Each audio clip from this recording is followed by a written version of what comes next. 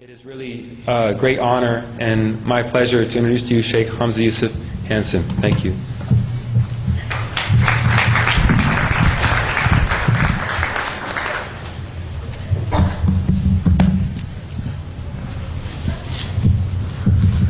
بسم الله الرحمن الرحيم والصلاة والسلام على أشرف الأنبياء والمرسلين وعلى آله وصحابته ومن تبعهم بإحسان إلى يوم الدين. اللهم لا علم إلا ما علمتنا إنك أنت العليم الحكيم. اللهم علمنا ما ينفعنا وانفعنا بما علمتنا وزدنا علما. وصل اللهم على سيدنا محمد وعلى آله وصحبه وسلم ولا حول ولا قوة إلا بالله العلي العظيم. In the name of Allah, the Merciful, the Compassionate.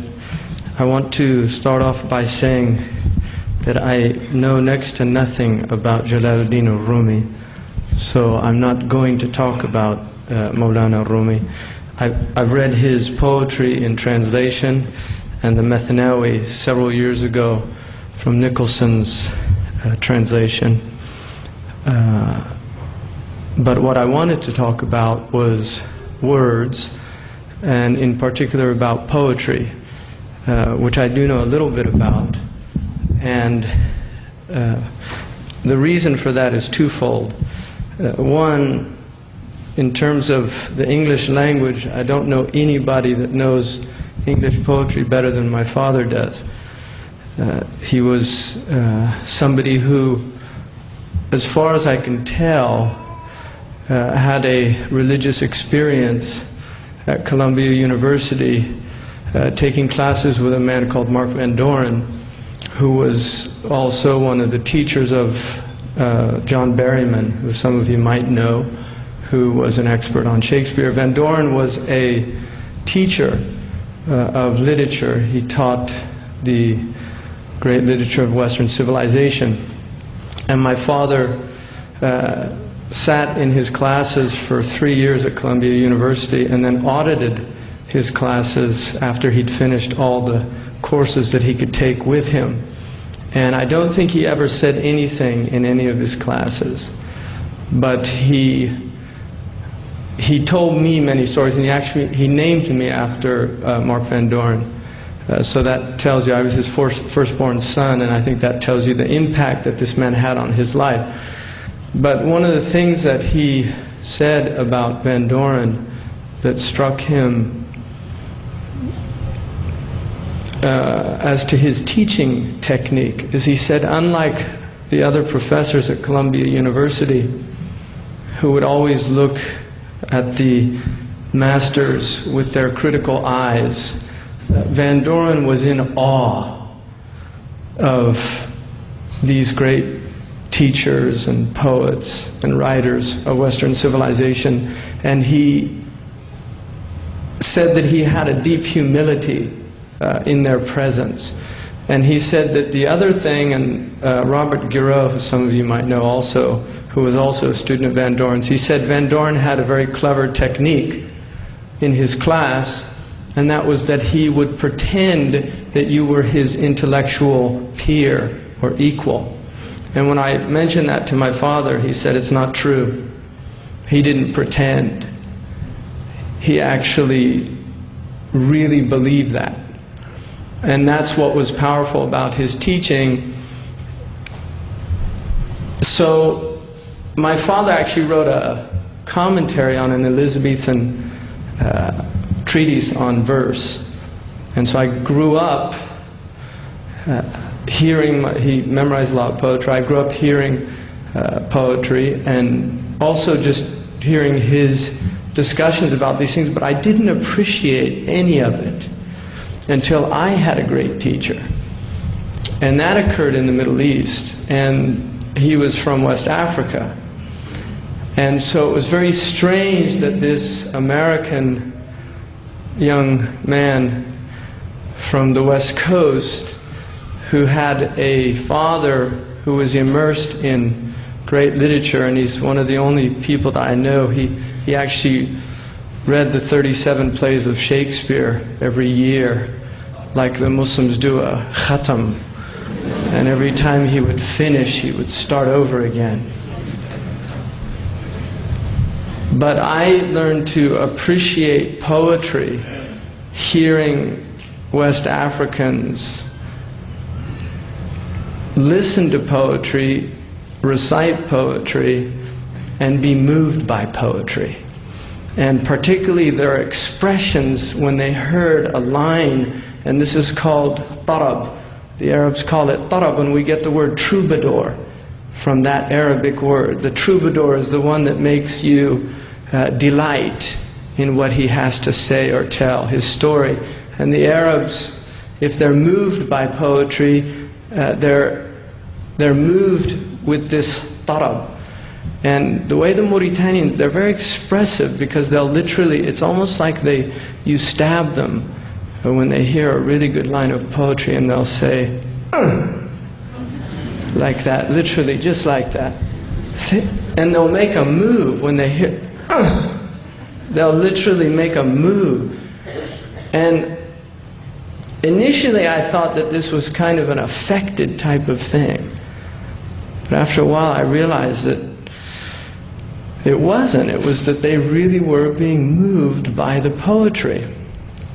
And that obviously got me more and more interested in poetry. And then it forced me, when I came back to the States, to go back to my own tradition. So it's funny, and by my own tradition I mean the civilization that I grew up in, which has a tradition of great poetry. And one of the things about poetry, and I really believe that one of the reasons that poetry is no longer taught, and if you've ever had a teacher that taught you poetry in any real way, that would have been probably the most profound class or experience that you had. But very few people are afforded that extraordinary delight of having a great teacher. Most of us have to suffer the mediocrity of passionless people teach words that emanated from the hearts of deeply passionate people, because what poetry is about is passion, and what's forbidden in the modern world is passion. It's actually forbidden. You can't be passionate about anything. And woe unto you if you're passionate. And if you think what's out there mimicking passion has anything to do with real passion, then you've been completely deluded. Really, completely deluded.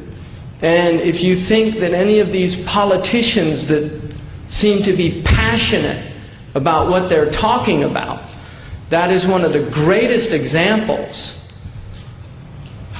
of the lie and the mimicry of what passion is about.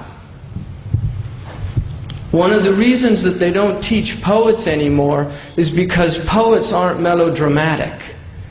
And in a world that you want people to think in melodramatic terms, you don't want them to understand the subtleties of the poet. And I'll just give you an example from Western tradition. In Homer's The Iliad, you never know whether Homer the Greek is on the side of the Greeks or the Trojans. You don't know who's more noble, the Greeks or the Trojans. And he's telling you something about most wars that are fought between people. If you look at the wars that were fought between the Muslims and the non-Muslims in that first part of Islam, the greatest warriors of the Quraysh, men like Khalid ibn al-Walid, who fought against the Prophet in so many battles, end up becoming one of the greatest warriors of Islam. Because it's not about this battle between black and white. It's about the living coming from the dead and the dead coming from the living. In Homer's Iliad, he has Achilles, when his beloved is killed by Hector, and Achilles has a few flaws, and one of them is wrath. He gets angry very easily and he's petulant.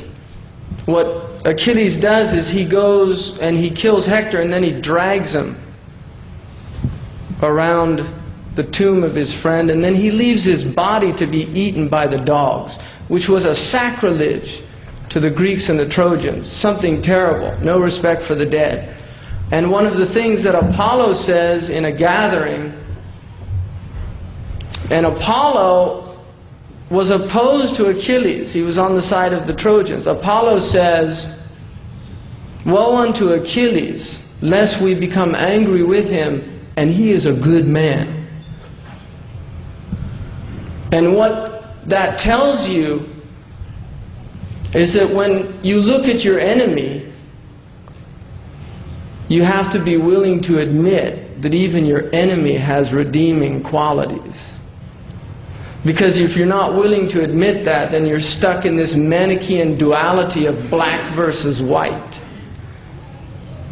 And this is the melodrama of the modern world. They're evil, therefore we're good. And the problem with that worldview, like an American poet who was more noted for her doggerels than for her poetry, but I still like her, which is Helen Wheeler Wilcox. She used to write a poem every day for one of the newspapers in the 1880s. She said that the world's divided into two people. And it's been said that the world is indeed divided into two people. One group are the group that divide the world into two people, and the other group is all the rest. So she said that the world is divided into two people, and she said, and I'm not talking about the good and bad, because the good are half bad and the bad are half good. That's the human condition. So that's one of the things the poets teach that they don't want taught anymore, because it makes people have to actually think, and thinking is problematic in a society where you don't want people to think. So what happened to poetry? That's a good question. What happened to English poetry? One of the things about the modern world is that they tell us that anybody can write poetry. This is what you'll learn in a creative writing class. That's the biggest lie anybody ever told you. You can just sit down and put down your thoughts and call that poetry. It's not poetry, because this is another lie that this culture wants to teach, is that hard things come easy. Fast food. Just go to McDonald's. You can be satiated, and if you think that food satiates you, listen to your body after a few years of eating it, as the heart begins to harden, literally and figuratively. It's not just literal hardening of the arteries, arteriosclerosis. It's spiritual hardening of the heart. Eating food that has no blessing. Eating food that wasn't made with the hands of a loving person who actually cares for the people he or she is feeding. Right? Food sacrificed to the altar of God. There used to be something in this country they called soul food. Right? Soul food. That was the food that your mother cooked with love, because it actually nourished your soul. It wasn't hamburgers made with beef that are fed other animals that give them diseases like mad cow's disease. It's not old McDonald's farm anymore. Right? What happened to old McDonald? He became McDonald's. And that's part of the problem. Right? Really. So what happened to poetry? Well, I'll tell you what happened to poetry. The Quran has a chapter called the Poets, Ash-Shu'ara. And there's no chapter in the Quran that isn't named after something that is great. You will not find any chapter in the Quran that is not named after something that has immense import. Whether it's the spider, whether it's the cow, whether it's the bee, whether it's the morning sunlight, whether it's the moon, whether it's the moving sand dunes, whether it's mutual consultation, every word that is used as a title for one of the chapters of Quran has immense import in the lives of human beings, and one of them is the poet. But the Quran divides the poets into two types of people. The poets who sell the gift that they have been given for the highest bidder. And this was the Jahili poet. He was called the Sha'ir. And what he would do is, if you paid him enough money, he would say whatever you wanted to say. Whatever you wanted to say with him. And when I mentioned that to my father about that in the Quran, he said, it reminds me of Simonides that Aristotle mentioned. He was a poet, a Greek poet, that used to sell his ability to do verse to the highest bidder. And somebody once came to him and asked him to write a poem about a donkey that he had particular love for. And it bothered Simonides that he would have to write a poem about a donkey. But because the man was paying him enough money, he wrote the poem, and Socrates quoted a couple of lines from it. How beautiful thou art, thou storm-footed ass. So that's one type of poet. And whether you realize it or not, he is now disguised as an ad man. And the Quran says about these people is, the poets, they follow them, those who are astray.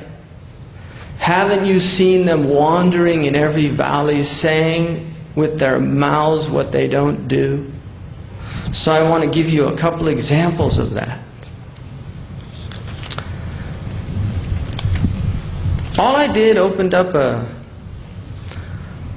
magazine today. Didn't even have to look very far. Just open it up. First ad. Godiva chocolate will make her heart skip a beat. If she wins the ring, you may need to know CPR. To be or not to be, that is the question. Godiva chocolate will make her heart skip a beat.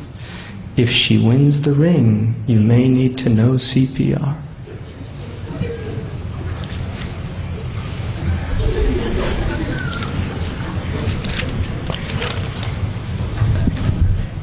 Just next one. One part protection, one part complexion.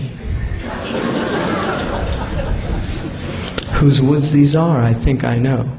His house is in the village, though. One part protection, one part complexion. Estrastep, your pill, for more reasons than one.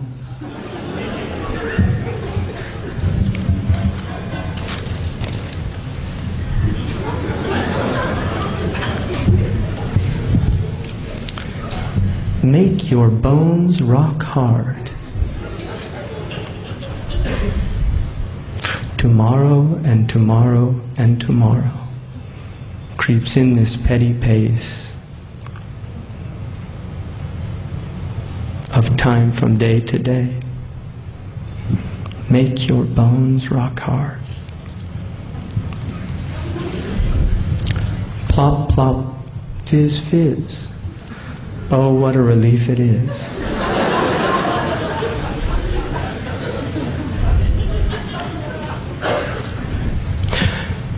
The ancients would never do that. Even Simonides would not stoop that low. And that's the problem with our modern world, is that they don't know what words are. They don't know the power of words. They don't know who gave man words. They don't know where they came from. Elizabeth Browning did. And in fact, I think she gave one of the best descriptions of Jalaluddin Rumi. She wasn't talking about Rumi, but she was talking about a poet.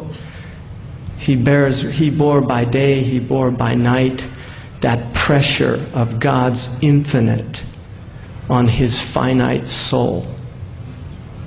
Right? I mean, that's the poet. One part protection, one part complexion. Right? Chiquita Banana.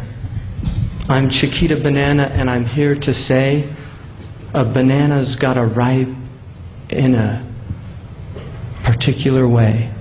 Right? The Quran says about language, Ar-Rahman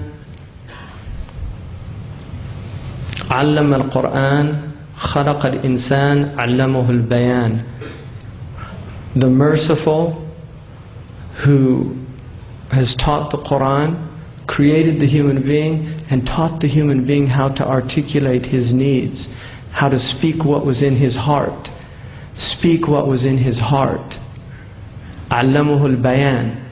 The word in Arabic to speak what's in your heart is to yu'ribu. In fact, that's what an Arab was. And that's why Herodotus said of all people, the Arabs hated the lie more than anything else. Herodotus said about the Arabs, of all people, the Arabs hated the lie more than any other people because they knew what words were. Words are meant to speak the truth. That's what words are for. And that's what the other type of poet does. He speaks the truth. And that's a very difficult thing in the modern world because, like Mark Twain said, only dead men can speak the truth. Right? Now I want to just take a liar as an example here. This is a book called Why I Am Not a Muslim. His name's Ibn Warraq. And it's interesting, he says acknowledgments, and the first thing he acknowledges, I am not a scholar or a specialist. Well then what are you doing writing a book about Islam? I mean, that's an interesting question to ask somebody who's writing a book about Islam. But he says here that there are three types of Islam. Islam 1, what the Prophet taught.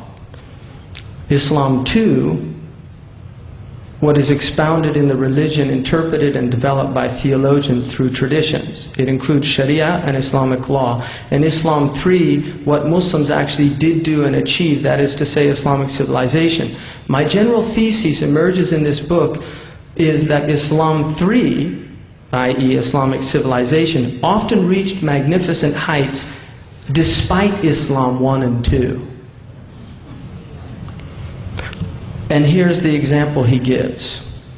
In the Mishkats of the Prophet Muhammad, and this is revealing his ignorance because even though it's in the Mishkat, the hadith is from Sahih al-Bukhari and Muslim, and it's muttafaq alayh, which means it's agreed upon. It has one of the highest authorities in Islam. The Prophet Muhammad is made to say, a belly full of purulent matter is better than a belly full of poetry.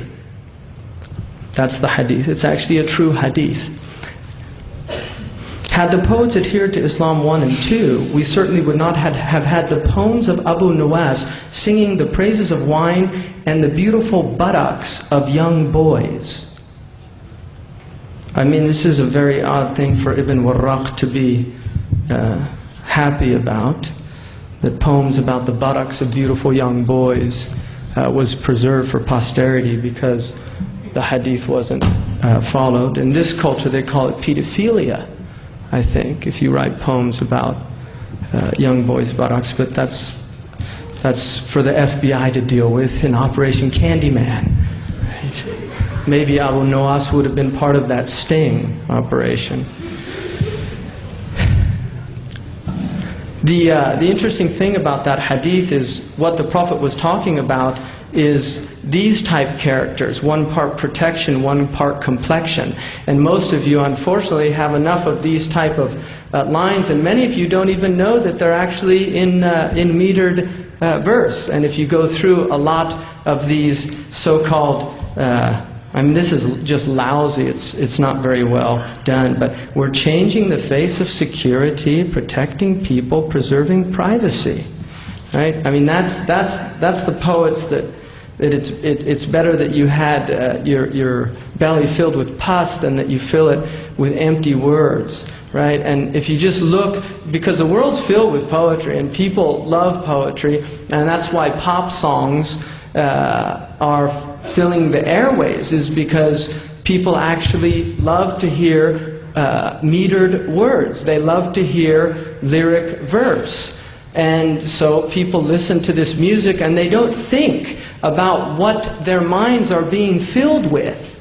They don't think about, we worry about pollution of the environment, but people don't worry about pollution of the mind, about what actually goes into your ears and enters into your heart. Because the Quran says that إِنَّ السَّمْعَ وَالْبَصَرَ وَالْفُؤَادَ كُلُّ أُولَٰئِكَ كَانُوا عَنْهُ مَسْئُولًا. That your ears, your eyes, and your heart, these you have been made responsible for.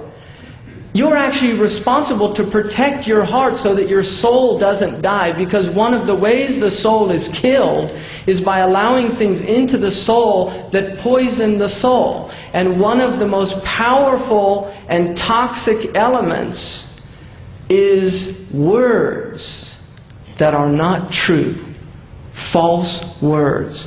And this is the poetry that the Prophet Muhammad ﷺ was warning about. His wife Aisha memorized 12,000 lines of poetry from the poet Labid alone. 12,000 lines. The Prophet Muhammad ﷺ was once riding on a camel, and he asked to hear some of the lines of one of the Jahili poets, which was a pre-Islamic poet, who his poetry was filled with wisdom. And the narrator says, I mentioned a line, and the Prophet said, let's hear some more. And he said, I mentioned some more, and he said, let's hear some more, until I mentioned 100 lines of poetry. The Prophet ﷺ used to have poets in his gathering. His own Hassan ibn Thabit, who was one of the great poets of that time, he said, this man's poetry is strengthened by the Holy Spirit.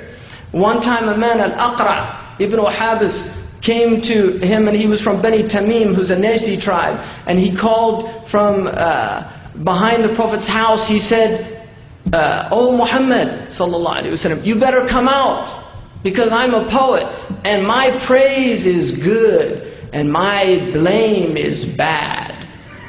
And the Prophet sallallahu alaihi wasallam said, "That's God. It's not you, that's God. The one whose praise is good and whose blame is bad, that's God." So he said, come out, because we want to have, the Arabs had these kind of poetic combat, where they would have one poet of one tribe would get up and oppose the poet of another tribe, and this was a civilized way of fighting. And sometimes it led to uncivilized ways of fighting, because words meant something to those people. I mean, that's part of the problem with modern people, is words don't mean anything anymore. You can say anything, and you know, Dennis Miller, right? I mean, these are the type of people that can get out there and just say anything. And part of this culture is that we've become such a shameless culture. And one of the things about shamelessness is the root of shamelessness is shame. And if you want that insight, you have to go to the great Russian poet, and he is a poet, even though he wrote in prose, Dostoevsky. Because in his Brothers Karamazov, if anybody who's read that remembers the meeting with the priest who was the mystic, and the father he's a dabachi, he's always having orgies in his houses, and he's a terrible man. And he always behaves like a buffoon. Shameless. And he's in the presence of this mystic, Father Zesimo, and he begins to act like a buffoon, and Ilyosha, who's trying to perfect his soul, is mortified, and his other son Ivan is mortified, and there's a point where he says, I'm so ashamed at behaving like this. And the priest says to him, don't be ashamed, because that's the root of the problem. In other words, that's why you're so shameless, is because you're so filled with shame. And that's what's happened in this culture. This culture, we've become such a shameless culture that we have to be shameless in order to deal with the pain of being so shameless. And that's something very difficult for us. So those are the poets that the Prophet ﷺ warned about, not poets who had truth to say. So I want to look just at a few things, and then I'll stop because it's been a long night. One of the things that Borges, who's extraordinary, he wrote a wonderful story about a meeting between Ibn Rushd, Averroes, and several other intellectuals. It's a beautiful story. It's a fictionized account of something that could have happened. And the beauty of the story for me is that what Borges was trying to do was trying to give us a glimpse of the exalted level of conversation that the people of Andalusia had. And they're discussing a line of poetry that comes out of the Mu'allaqat, which is, these are the great odes that the Arabs hung in the Kaaba before Islam. And they considered them to be testimony to the greatness of the Arabic language. And they were great, but many of them were filled with meanings that Islam would radically transform. But they talk about this line of poetry in which the poet says, Zuhair says, رَأَيْتُ الْمَنَايَ خَطَّ عَشْوَاء مَنْ تُصِيبْ تُمِتْهُ وَمَنْ تُخْطِ يُعَمَّرْ فَيَهْرَمِي. That I saw death like the stumbling of a camel. The one that it hits, it destroys, and the one that it misses lives a long life and grows old. And they begin to argue about this line of poetry, and they say it's a bad line because fate is not like the stumbling of a camel. Fate is determined by God. And Ibn Rushd, or Averroes, in the story says, no, you're wrong. Because what the poet describes is he describes something we can all relate to. And that's what makes poetry great, is the poet speaks in a universal language. And this is why Aristotle, and Averroes is the greatest commentator of Aristotle.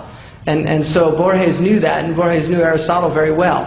What Aristotle says is that poetry is greater than history, because history deals with particulars, but poetry deals with the universal. And that is why when the poet speaks, the poet impacts our hearts if he speaks the truth, because we recognize that truth in our hearts. And what Ibn Rushd says in this story is that the poet, what he says fate is not like a stumbling camel, but he says, I see it like that. Ra'aytu. That's what he's describing. And what he's saying is that often when we look at the world, we see chaos. It doesn't mean that it's chaotic, but we often see only chaos. And that is what the poet is saying. He's describing something that human beings experience. And that's why when we look at the world today, when we look at human beings, we can often forget that there is an order in this universe. When we look at Palestine right now, and look at the madness that's taking place there, and Palestine is the meeting of two worlds. That's all Palestine is. If you want to understand Palestine, all you have to understand is that half of this planet lives on less than $2 a day. Right? And we in the West consume 60% of the world's resources even though we are less than 10% of the inhabitants of the planet. And where do those two civilizations meet? They meet in Palestine. Because Palestine is taking people from the West and planting them in the midst of a society that has been too long exploited and had its resources expropriated, lived under despotism, largely due to post-colonial traumatic syndrome. And most people are too busy watching the important messages from our sponsors to bother to actually read a book about the history of the Middle East, about colonialism. I mean, just read David Fromkin's A Peace to End All Peace, right? Most people are too busy to realize that most of what's going on in the West that's troubling us is what they call blowback. In CIA parlance, blowback, the unsuspected consequences or unforeseen consequences of our own covert activities. Right? That's all it is. But people don't want, that's troublesome. We want to be in melodrama. Remember? Us versus them. Good versus evil. The evil empire. The axis of evil. These wonderful terms that make life so easy. They're all bad, remember? And we're all good, thank God. Right? Makes it very easy instead of having to deal with these ambiguities, which is what the poets are trying to tell us. We've got problems, you have to think a little bit deeper. So that's what the poet has. He has a universal message. And that's what Rumi had, and I think that's why Rumi strikes me as being popular for two reasons. One, he's calling our bluff because everybody knows in their heart of hearts that they're going to die. And all he is somebody who's in the moment, recognizing that death is imminent, and that the only important thing is the readiness. And that's something another great poet from the West said. If you look at the play Hamlet, which really is a play of spiritual evolution. A lot of people don't read Shakespeare like that, but Shakespeare actually was working within deeply spiritual motifs. And I'm going to just use two examples and then I'm done.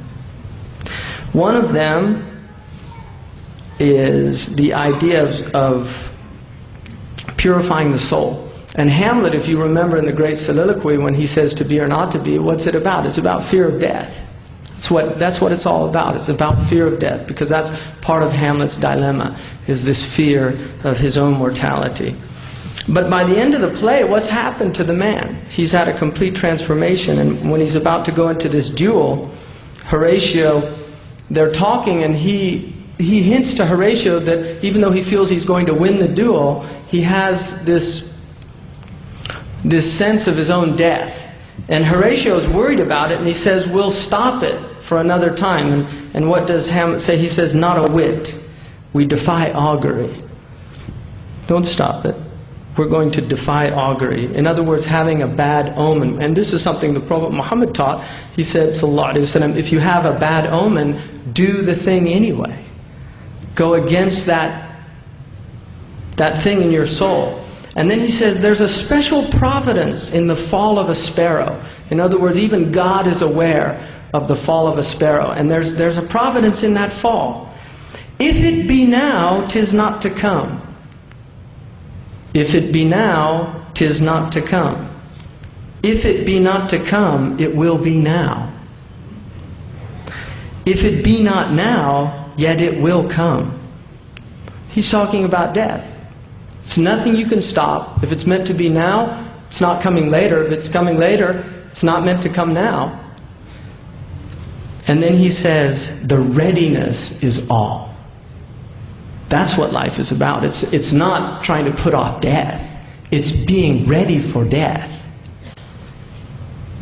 Since no man has aught of what he leaves, what is it to leave betimes? Let be. If you can't take anything with you, then why are you so worried about living this long life? Because once death comes, and this is said by many, many great people before him and after him, Marcus Aurelius was one of them.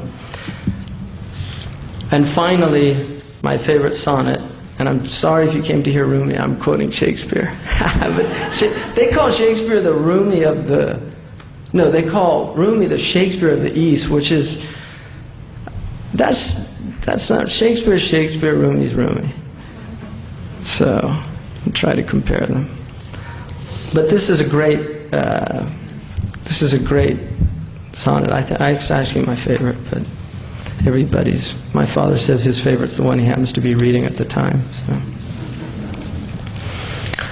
The expense of spirit in a waste of shame is lust in action until action lust.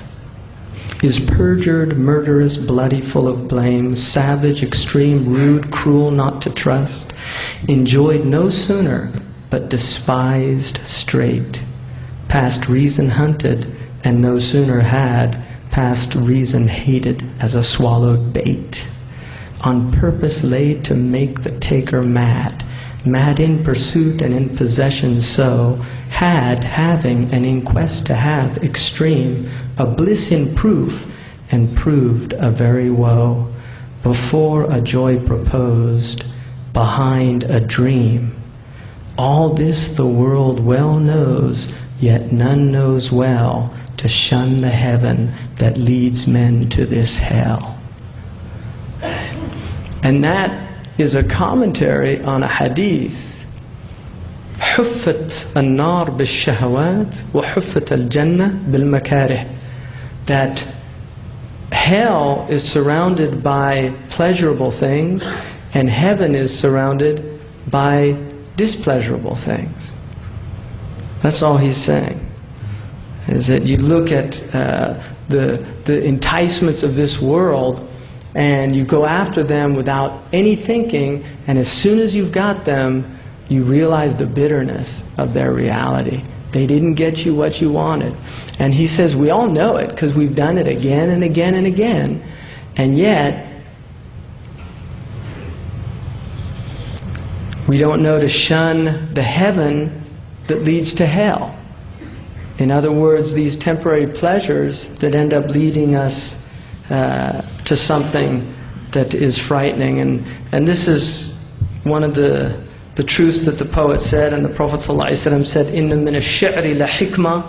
Surely in poetry is great wisdom. Ibn Hajar radiallahu anhu says, "Ay qawlan sadiqan yutabiq al-haq." A true word that is in accordance with the truth. And the Prophet Muhammad sallallahu alaihi wasallam said, "Asdaqu ma qala ash-sha'ir." The truest thing that a poet ever said was what Labid said, "Ala kullu shay'in ma khala Allah batilu." Isn't it that everything other than God is falsehood? And that's in Sahih al-Bukhari. And that's all Rumi ever said. You can read all those lines, words, words, words. That's all his message is. It's just a commentary on that one statement of the Prophet Muhammad sallallahu alaihi wasallam. Everything other than God is false. And if you realize that at the intellectual level, he and every other scholar of Islam has been calling us to realize it at an experiential level. And that's the path of submission to Allah subhanahu wa ta'ala, which in Arabic is called al-Islam. Submission to God.